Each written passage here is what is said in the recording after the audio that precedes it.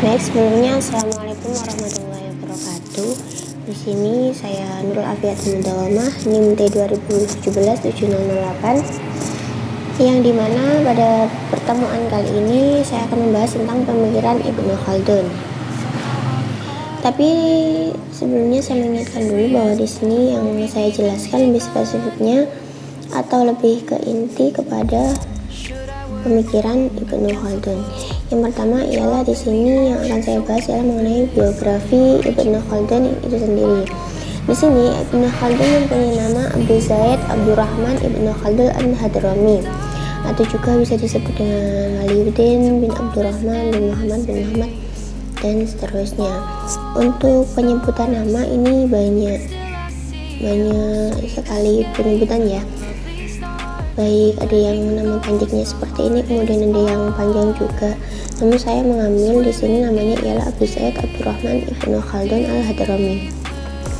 Kemudian beliau di sini lahir di Tunisia pada tahun 733 Hijriah atau bisa disebut dengan 1332 Masehi. Dan tepatnya beliau ini lahir pada tanggal 27 Mei 1933 Masehi dan wafat pada tanggal 17 Maret 1406 Masehi di Kairo. Kemudian karya-karya Ibnu Khaldun. Di sini ada beberapa karya yang akan saya cantumkan, yakni bisa disebut juga karya besarnya ya. Yang pertama ialah Kitab Muqaddimah, kemudian yang kedua Al-Ibar, kemudian yang ketiga Al-Muhasil, dan yang keempat ialah Al-Ta'rif. Selanjutnya, lanjut kepada pemikiran Ibnu Khaldun terhadap filsafat pendidikan. Di sini yang pertama yang saya akan bahas ialah pengertian dan tujuan filsafat pendidikan menurut Ibnu Khaldun. Di sini Ibnu Khaldun telah menuangkan pemikiran pada dunia pendidikan pada karyanya ini Kitab Muqaddimah. Di dalam kitab tersebut tertulis bahwa barang siapa yang tidak terdidik oleh orang tuanya, maka akan terdidik oleh zaman. Maksudnya di sini barang siapa yang tidak memperoleh tata krama yang dibutuhkannya sehubungan dengan pergaulan bersama melalui orang tuanya, yang mencakup guru-guru, para sesepuh, kemudian tidak mempelajari hal itu dari mereka, maka mereka akan mempelajarinya dengan bantuan alam dari peristiwa-peristiwa yang terjadi sepanjang zaman. Dan di sini zaman akan mengajarkannya mengenai peristiwa-peristiwa atau hal-hal yang akan terjadi dalam masa hidupnya. Dan dari sini dapat disimpulkan bahwa pendidikan merupakan proses secara sadar bahwa di mana manusia menangkap, menyerap, dan mengamati peristiwa-peristiwa dalam sepanjang zaman. Kemudian di sini tujuan pendidikan menurut Ibnu Khaldun di dalam Kitab Muqaddimah tidak dapat didefinisikan dengan jelas, akan tetapi makna yang tersirat dalam karya kitabnya ini secara jelas sudah membawa kita mengetahui apa tujuan pendidikan secara hakikatnya. Yang pertama di sini ialah menyiapkan seseorang dari segi keagamaan. Di sini bisa disebut juga bahwa dengan mengajarkan syair-syair agama melalui Al-Quran dan Al-Hadis Nabi, itu dengan mengajarkan syair-syair agama melalui Al-Quran dan hadis Nabi. Sebab dari cara ini potensi iman bisa diperkuat. Kemudian bisa disebut juga bahwa sebagaimana dengan potensi-potensi yang lain yang telah mendarah daging, maka ia akan menjadi sebuah fitrah. Kemudian yang kedua, menyiapkan seseorang dari segi akhlak. Di sini sesuai pula dengan apa yang dikatakan oleh Muhammad Abdurrahman bahwa hakikat Islam yang sesungguhnya ialah menumbuhkan dan membentuk kepribadian manusia yang sempurna melalui budi luhur dan akhlak mulia.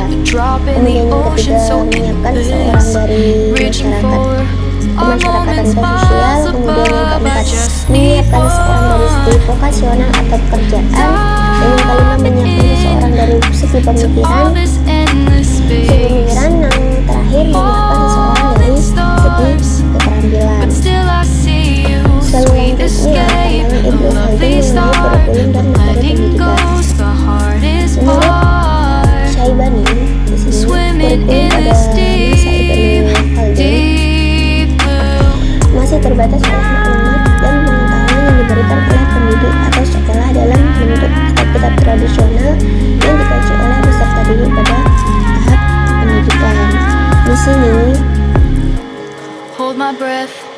Ibnu Khaldun mengklasifikasikan materi pendidikan pada dua macam. Ini ada yang pertama ilmu-ilmu tradisional atau disebut dengan nakliyah. Di sini ilmu nakliyah ini bersumber dari Al-Quran dan hadis, yang di dalam hal ini peran akal adalah menghubungkan cabang dengan cabang utama, maksudnya menghubungkan cabang permasalahan dengan cabang utama. Karena di sini informasi ini berdasarkan pada otoritas syariat yang diambil dari Al-Quran dan hadis. Kemudian contohnya dari ilmu tradisional ini ada ilmu tafsir, ilmu qiraat, ilmu hadis, ilmu ushul fikih, ilmu kalam, ilmu bahasa Arab, ilmu tasawuf, dan ilmu takdir mimpi. Kemudian yang kedua ialah tentang materi pendidikan menurut Ibnu Khaldun, yaitu ilmu filsafat atau rasional atau bisa disebut dengan akaliyah. Di sini ilmu ini bersifat alami bagi manusia. Kemudian ilmu akaliyah ini menurut Ibnu Khaldun dibagi menjadi 4 macam. Ini ada ilmu logika, ilmu metafisika, ilmu matematika, dan ilmu fisika.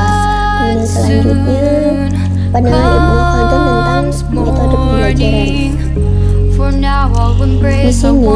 Di sini Ibnu Khaldun berpendapat bahwa metode pembelajaran yang harus digunakan dalam proses belajar mengajar diantaranya ada metode pentahapan atau terus, kemudian metode pengulangan atau teori, kemudian ada metode kasih sayang atau disebut juga al-qurb wal almiyah, kemudian ada metode penyesuaian yang disebut logis, kemudian ada metode media wisata atau rihlah, kemudian ada metode praktik atau latihan atau bisa disebut dengan tadrib, dilanjut dengan metode menghindari peringkasan buku.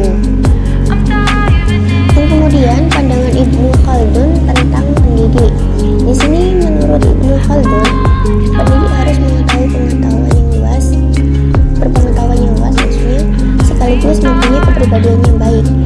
Sebab di sini pengajar bukan hanya sekedar mengajar di dalam kelas, melainkan sebagai contoh teladan untuk peserta didik. Dan jadi di sini pandangan Ibnu Khaldun di sini sudah sesuai ya.